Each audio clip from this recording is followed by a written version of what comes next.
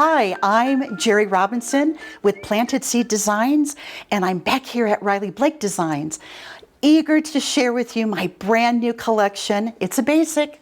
Do you guys know what a basic is? I'm going to give you a quick info on basic with Riley Blake. It's available all the time in their warehouse, so you can continually order from it, and I hope you do.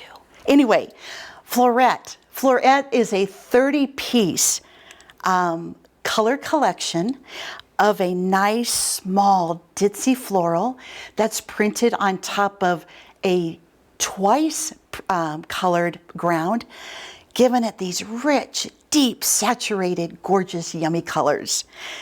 So it is available now in pre-cuts and cut yardage. To support the line, I designed a quilt called Twist and Turn. And even though you see multiple quilts here, it is the same quilt. All we did is we changed the rotation orientation of the block to give you 6 different looks. Oh, and we did make a little mini block. But anyway, there are 6 different layouts, 1 pattern, and here are the examples of the different layouts that you get in the pattern. And each layout has its own cutting and material instructions, so you don't have to worry about figuring it out. As you can see from the quilts that I just showed you, as well as the quilts behind me, the quilt is truly made from a block using my favorite stitch and flip technique with the oversized flying geese at the top and bottom. And then I call it my quick angled rectangle right here in the center.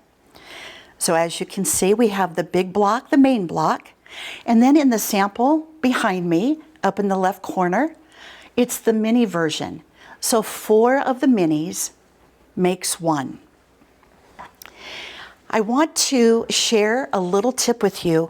Even though in the pattern instructions I ask you to draw a line on the back side of your print, edge to edge, why don't you give this one a try? Instead of marking it, still fold it, but take your iron and press it. And I'm going to show you why, okay? So you've got this nice sharp crease, nice and sharp. Then you lay it on top of your background rectangle. I'm pinning it for illustration purposes for you, but once you get going, if you use this technique, I promise you, you won't be pinning. But I pinned it here. This is probably the most important pin because it serves as your reminder, okay, the pin on the corner, that's the side that I need to be stitching on towards that side. So you've got your crease, I'm going to call it a little mountain, and you're going to stitch just on the pin side of the mountain. And I'm going to show you why. So it just gives you just that little bit of room so that when you open it, you have a perfect squared corner. It's amazing what just stitching on the pin side, of the mountain, it allows you to have a nice square corner. So then you're just going to go ahead and you're going to trim a 1/4 inch from your stitch line and press it open. Okay, I know that's a lot of fabric just to throw away. Don't throw it away, because start a stack, and either you can stitch on the diagonal and make endless half square triangles, or you could stitch on the straight and create half of your hourglass block. Lots of options. And so you're not overwhelmed by a stack of trimmed corners, use them as your leaders and your enders. Is that a new term for you? A leader, ender? What's that? A leader and an ender, no matter what project you're sewing, you simply start with your trimmed corner and you sew it, and then you put your other pieces in that of the project that you're working on. And then before you end it, just grab another triangle or trimmed corner and sew it. So you have a leader and you have an ender.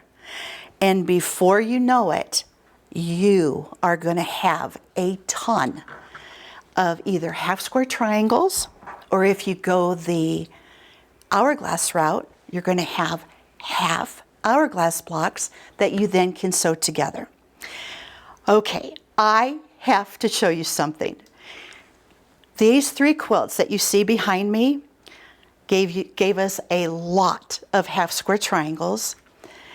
My friend Diane, I sent her all of them in a baggie and I said, do whatever you want, but have fun. This is what she created from the trimmed corners from the twist and turn block. I know you're going to ask, Gerri, where's the pattern? There is no pattern. I truly left it up to Diane to just create. And that's what I encourage and challenge you to do. There's one more thing I want to show you with the twist and turn block. I am just so excited about this design, and I just want you to be as excited as I am. Yes, it is a twist and turn block, but look at all that open white space that you can grab your favorite marking pen. I use a Sharpie because I don't have to look very far to find mine. They're all over my house. But write a message, write a favorite quote, write a birth date, write the birth year or the birth name.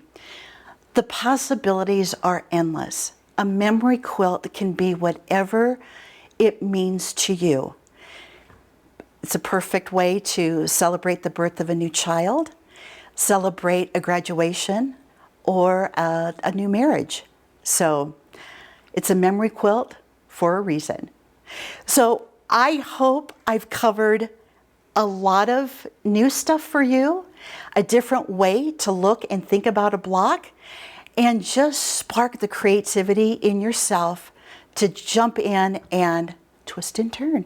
So again, if you're interested in the floret, in the pattern, you can also purchase it on my website at plantedseeddesigns.com.